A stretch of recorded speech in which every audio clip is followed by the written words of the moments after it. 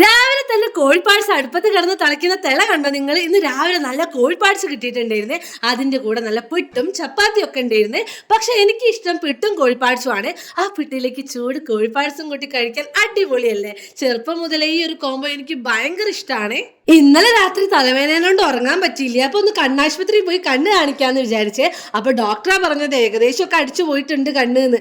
അപ്പൊ ഒരു കണ്ണടക്കൊക്കെ എഴുതി തന്നതാ. ഞാൻ നടക്കുകയാണ്. അങ്ങനെ നേരെ എത്തിയത് നെബുലൈസേഷൻ ചെയ്യാനാണ്. ഈ അസുഖം വരുമ്പോ കൂട്ടത്തോടെയാണല്ലോ അല്ലേ വരിക. അങ്ങനെ അതൊക്കെ ചെയ്ത് കഴിഞ്ഞിട്ട് നേരതാ ഞാൻ നടക്കുകയാണ് വീട്ടിലേക്ക്. ആ വഴിക്കാണ് മിഠായി കഴിക്കുന്നത്. എന്താണെന്ന് അറിയില്ല, ഇങ്ങനത്തെ അസുഖം വരുമ്പോഴാണ് ഇങ്ങനത്തെ ഓരോ കൊതി തോന്നുന്ന. മിഠായി കഴിക്കാനും കഴിക്കാൻ പാടില്ലാത്തതൊക്കെ കഴിക്കാൻ എനിക്ക് തോന്നിയേ. അതൊക്കെ കഴിഞ്ഞതാ വിശന്ന് വരഞ്ഞ് വീട്ടിലെത്തി. നല്ല പച്ചക്കറിയും രാവിലത്തെ കോഴിപ്പാട്സും വരുന്നേ. അതൊക്കെ കൂട്ടി നല്ല രീതിക്ക് കഴിക്കുന്നുണ്ട്, കാരണം നല്ല വിശപ്പായിരുന്നേ. അങ്ങനെതാ തീരെ തണുപ്പ് പറ്റാത്ത ഞാൻ വീട്ടിൽ വന്നിട്ട് നേരെ ഈ ഒരു ഐസാണ് കഴിക്കുന്നത്. ഞാൻ കഴിക്കുന്നത് പോട്ടെ, ചെക്കനും കൂടി കൊടുക്കുകയാണ്. അങ്ങനെ ഞാനും മോനും കൂടിയൊക്കെ അത് കഴിച്ചിരിക്കുകയാണ്. ഇത്രയൊക്കെയുള്ള ഇന്നത്തെ ഒരു ചെറിയ വ്ളോഗ്.